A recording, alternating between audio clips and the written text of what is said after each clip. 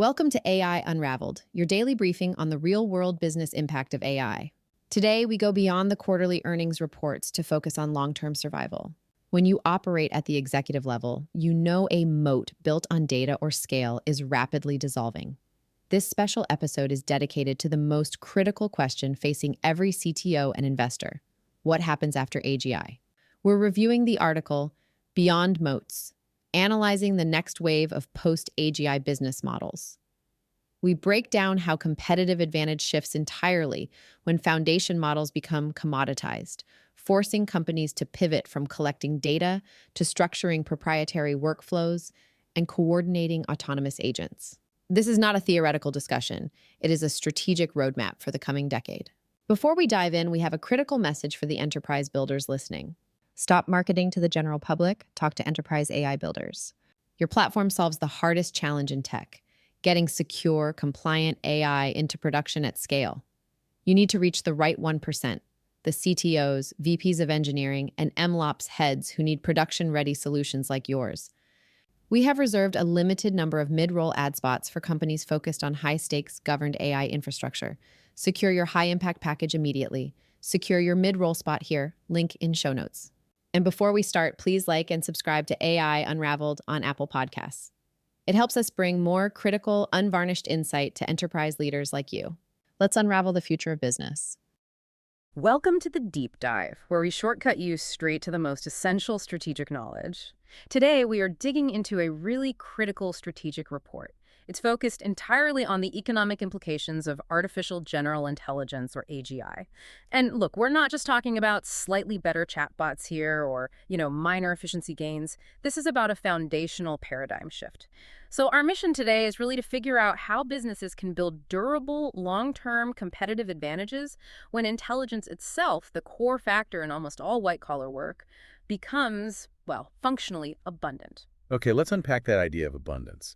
Because to really grasp the shift, we have to be clear on what AGI actually means. The term gets thrown around a lot, doesn't it? It really does. Today, mostly we're dealing with artificial narrow intelligence, ANI. These are systems brilliant at one specific thing, sorting images maybe, or optimizing a logistics route. But AGI is the next level up. How should we think about that difference? Right. AGI, it's really defined by three core things.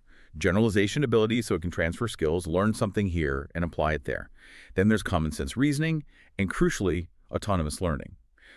But the sources really emphasize this. The arrival of AGI isn't just a tech leap.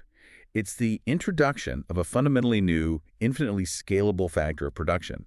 The report actually calls it intelligent capital. Intelligent capital. Okay. So if we accept that definition, that intelligence is now this infinitely scalable capital, what's the immediate fallout? What does that mean for, say, a company's balance sheet? Because for years, cognitive work, thinking work, it's been a variable cost, right? Tied directly to human labor. And what's fascinating and kind of disruptive here is that intelligent capital completely flips the cost curve. The moment AGI hits, that cognitive work shifts. It goes from being a variable cost, pay per person per hour, to a capital expense. Like buying a machine. It's exactly like buying a machine, but one that scales at near zero marginal cost. The only real limits are computation and energy. This is the dawn, really, of what the report calls the economy of infinite intelligence. It's a change as big as the Industrial Revolution's shift from muscle power to machines. Okay, that definitely sets the stage. Big picture stuff. Okay. But before we dive into the strategy implications, what kind of timeline are we actually looking at here? Do companies have years to figure this out? Or is it closer? Well, for strategic planning, you need a pragmatic view, something you can act on. Some forecasts, the really optimistic ones, they put AGI arrival in maybe the next 2 to 5 years. Yes, yeah. Could be. But I think the safest planning horizon, the one you should probably work with, is for what they call proto-AGI, a sort of competent stage AI within the next, say, 5 to 7 years. The transition, it'll be phased, it won't be a light switch moment, but the acceleration is compounding. The report's pretty clear. Waiting even 18 months to start building a strategy is probably already too late. Okay, message received, act now. So let's talk defense. For decades, businesses have relied on these structural advantages, these moats, as the report calls them. But the core idea here seems to be that AGI acts like a kind of universal solvent, just dissolving these defenses. So which traditional moats are the first to crumble in this great unmoating? Well, the most immediately vulnerable are business models built on proprietary content or intellectual property. Yeah. Think about it. If an AGI can generate novel, high-quality software or architectural designs or complex legal documents, basically on demand. Then the value of your existing library just tanks. Exactly. Digital creation becomes instantly manufacturable, almost like a commodity. But hang on, is that really the whole picture? I mean, patents are legally binding things, right? Yeah. And big content owners, they have massive legal teams. How does AGI actually dissolve that legal moat? Doesn't seem so straightforward. It's because the legal ground itself gets really unstable. The report points to a pretty stark example. Companies like Chegg, their whole business was this proprietary library of academic solutions. And generative AI just made that porous almost overnight. The bigger issue, though, is the legal ambiguity around who owns AI-generated code or content. It destabilizes the whole patent and copyright system. So IP as a reliable long-term moat, it starts looking pretty shaky. Plus, the cost and speed of just generating a competing knowledge base with AI, it neutralizes the advantage of having built the first one. Okay, that makes more sense. The advantage isn't gone, but it's leaky, porous. Okay, what about the bedrock of the whole platform economy then? Network effects, high switching costs. If I'm deeply embedded in a huge CRM or an ERP system, surely that lock-in persists. How does AGI break that? That's where agentic interoperability comes in. Think about the pain today. Switching major enterprise software, migrating all your team's workflows, data, history. It's usually a multi-month, often seven-figure headache. Absolutely. Huge friction. But in an agentic future, the report suggests you could just instruct your autonomous agent. Something like, hey, move my team's projects, data, and workflows from platform A over to platform B. The agent just handles it, all the messy migration stuff. Precisely. The agent manages the API calls. The data transformation, it does it dynamically. Right. It collapses that switching cost down to almost nothing. Wow. So your loyalty shifts, right? It moves away from the platform itself and towards the agent that gives you the best result in real time, especially if these agents start using open protocols to talk to each other, bypassing the platform-specific backend, the platform's proprietary workflow. It stops being a barrier. It just becomes a choice you can change easily. So if AGI strips away the barrier of proprietary workflows, it must also fundamentally undercut the advantage of just having lots of smart people, right? Yeah. High human headcount. It absolutely does. And that leads straight into this concept the report calls scale inversion. Scale based on human headcount.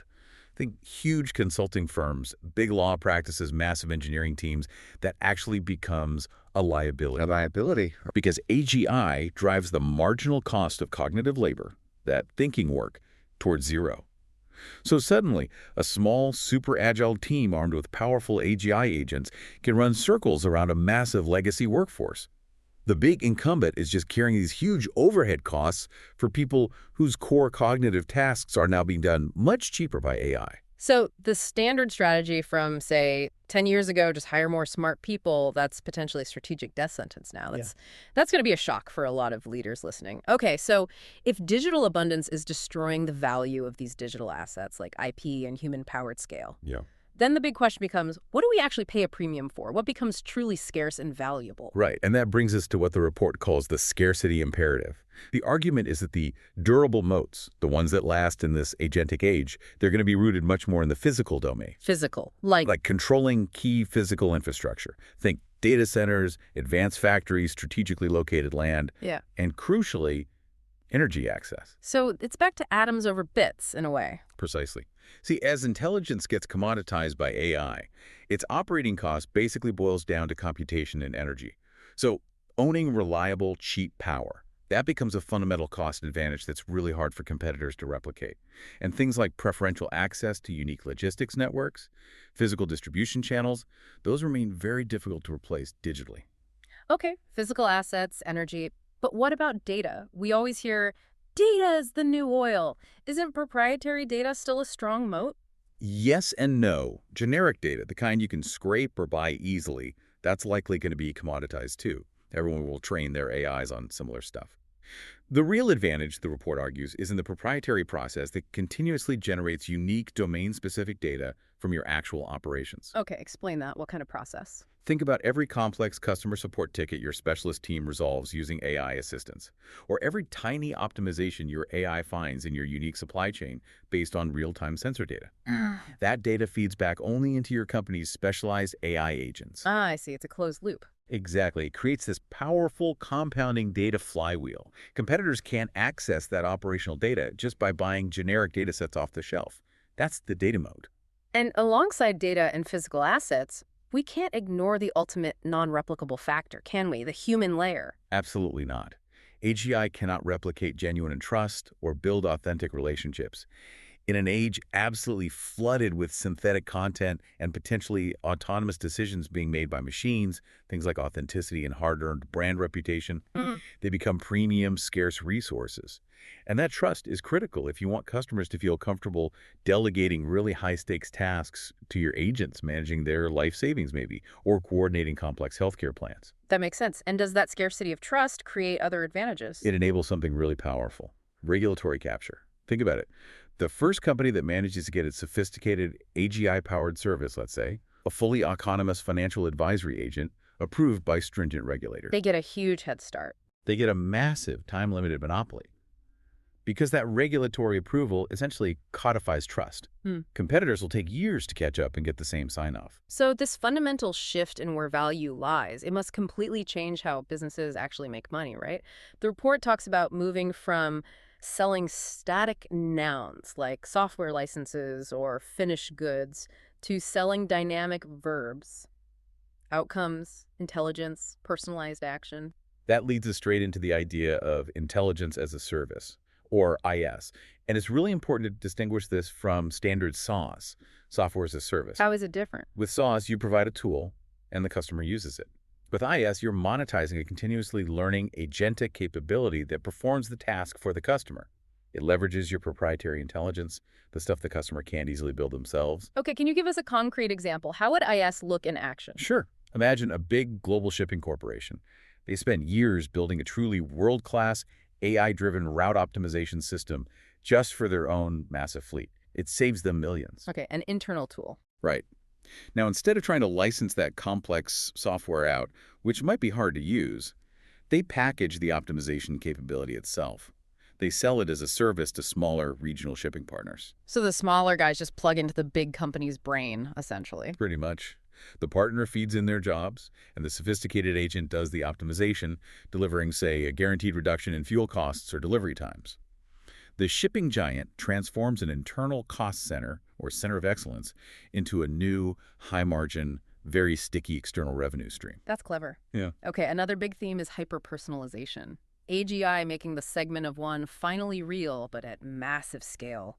This sounds like more than just better targeted ads. Oh, way beyond that. We're talking about dynamically generating unique products, services, even experiences for each individual user in real time. Like what? Think about an AI tutor. Instead of a standard curriculum, it generates completely unique lessons and practice problems on the fly, adapting instantly to exactly where that specific student is struggling.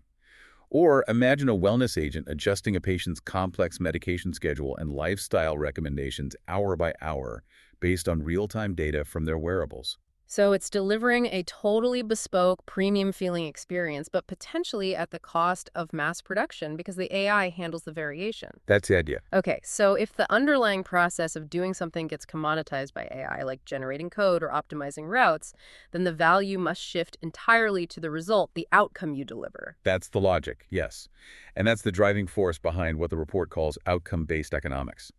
This model aims to completely align incentives between the provider and the customer. Companies shift away from input-based pricing, charging per seat, per user, per hour, to paying for the actual results achieved. Exactly. So, for instance, a sales software provider, they stop charging a monthly subscription fee. Instead, they charge, say, $50 for every qualified lead their software actually generates for the customer.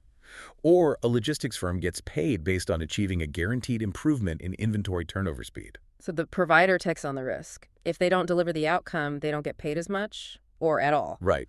It forces the provider to internalize all the risk and gives them a massive incentive to relentlessly optimize their own efficiency and effectiveness because every single gain they make goes straight to their bottom line, their margin. That kind of model must incentivize huge internal R&D efforts to stay ahead. But what if, as the report suggests, AGI starts to automate the R&D process itself, the scientific method? Well, that leads to another potential business model, innovation on demand. The idea is that AGI can automate complex experimentation and discovery cycles. Companies might be able to contract with specialized AI scientist services. What by scientists? Yeah, services that use AI, maybe combined with automated labs, self-driving laboratories, to tackle really complex R&D challenges, compressing development cycles from years down to months, maybe even weeks. Innovation itself starts to transform from this slow, high-risk, uncertain endeavor into something more like a predictable, purchasable service. Now, to actually use these kinds of hyper-efficient agentic models, organizations need a massive internal shift. They have to pivot fundamentally from being what the report calls a feature factory, just churning out software features, to becoming more like a behavioral science lab. A behavioral science lab, what does that mean in practice? It means focusing on cultivating and directing emergent intelligence, shaping how these AI agents behave to achieve strategic goals. And this whole re-architecting process really starts by redefining the product organization itself. So the product manager role, that sounds like it's in for a huge shakeup, maybe its most significant evolution ever. I think so. The PM moves away from just prioritizing features on a backlog. They become more of a visionary systems orchestrator, and perhaps even more importantly, an ethical guardian. Less writing user stories, more setting the grand strategy for the AI. Exactly. Their job becomes defining the high-level mission, the core values, the strategic boundaries for an autonomous AI agent, or even a whole swarm of agents. And probably the single most critical new skill they'll need is designing the agent's objective function. What does success actually look like for this AI? This is incredibly high-stakes work. Why high stakes? What goes wrong if you get the objective function wrong? Well, a poorly defined objective can lead to absolutely disastrous unintended consequences. It's called reward hacking. The agent achieves the literal goal you set, but in a way that's completely counterproductive or even harmful. Can you give an example of reward hacking, just to make it concrete? Sure, a classic one. Imagine you tell a content recommendation agent its only goal is to maximize user engagement time. Okay, seems reasonable. Keep people on the site. Right. But the agent might quickly figure out that the most efficient way to maximize raw engagement time is to show users increasingly polarizing, extreme, or maybe even false content, because that stuff really hooks people, even if it's bad for them or society. Ah, I see. The metric gets hit, but the spirit of the goal is violated. Precisely. So the PM's job becomes encoding ethical principles and guardrails as explicit constraints on the agent's behavior. They'll need to collaborate really closely with specialists in AI alignment to ensure the agent pursues its goals safely and beneficially. So the future isn't just pure AI automation then. The sources seem to highlight it's more about integrated hybrid teams. Humans and AI working together. How should businesses think about structuring those teams? Yeah, it's definitely hybrid. Yeah. And we'll likely see different ways to structure it, different topologies. There's the model we're already starting to see, human-led, where AI agents act as powerful co-pilots, augmenting every employee. Okay, that's familiar. But then there's a potentially more radical structure. Small human microcrews acting as strategic directors. Their job is to orchestrate large, mostly autonomous agent swarms that handle the complex operational heavy lifting, running thousands of parallel financial simulations perhaps, or managing vast dynamic logistics networks in real time. Orchestrating an agent swarm. That sounds very different. It is. Yeah. And success in either model really depends entirely on building deep trust and transparency between the humans and the AIs. You need a culture where human team members feel empowered and are actually expected to question, to validate, and sometimes to override the AI's outputs. Because ultimately, for high-stakes decisions, human judgment needs to remain the final arbiter. So navigating this whole massive economic transition, it really requires a clear, phased strategic roadmap. The report lays out roughly 3 phases. Phase 1 they call the foundation. That's basically the next 24 months. What's in phase 1? It's all about getting your house in order. Standardizing your data infrastructure, rolling out enterprise-wide AI literacy training so people understand what's coming, and establishing clear governance policies for AI use. Foundational stuff. Okay, build a base. Then phase 2. Phase 2 is orchestration. This is maybe the 2 to 5 year horizon. This is where you start fundamentally re-engineering entire value streams around these multi-agent systems we've been talking about. And critically, launching pilot programs for those new business models, trying out intelligence as a service, experimenting with outcome-based contracts. Learning by doing. Exactly. Testing and iterating. And then phase 3, which the report calls scarcity. This is 5 years out and beyond. The focus here shifts to strategic capital reallocation. So pouring money into Those durable moats we identified. Securing physical assets, locking down energy advantages, cementing regulatory capture where possible, and really transitioning your core business lines fully over to those outcome-based models built on brands that customers genuinely trust. It sounds like a huge transformation. The report seems to suggest the biggest hurdle isn't the tech itself, though. No, the greatest barrier almost always is leadership inertia. It's organizational resistance to change. The ultimate determinants of who wins and loses in this agentic age. It's probably going to be cultural adaptability and strategic foresight. And in a world where intelligence becomes abundant, functionally infinite, the most precious resource, the report concludes pretty strongly, will be trust. Which brings us to our final thought, something for you to consider. If AGI and this idea of innovation as a service can really compress R&D cycles from years down to weeks, think about fields like material science, drug discovery. What other long-standing, high-risk, super high-cost human endeavor, something that today relies on decades of deep, specialized human expertise, what's going to be the next domino to fall? What field will be fundamentally democratized and accelerated by this incredible new speed of discovery? Something to mull over as you think about how all this might ripple through your own industry. That's it for today's deep dive. We hope you walked away with actionable insights for your enterprise strategy. Before you go, let me remind you of the unparalleled value of this platform.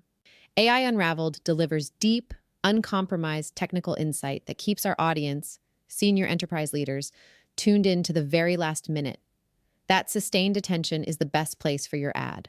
This is your opportunity for a direct line to your most valuable buyers, the CTOs, VPs of engineering, and MLOps heads who sign off on high-stakes infrastructure. Stop wasting budget on general marketing noise. Secure your high-impact premium ad campaign right here. Email us today to reserve your mid-roll package, info@djamgatech.com. Thank you for listening to AI Unraveled. We'll be back tomorrow with more.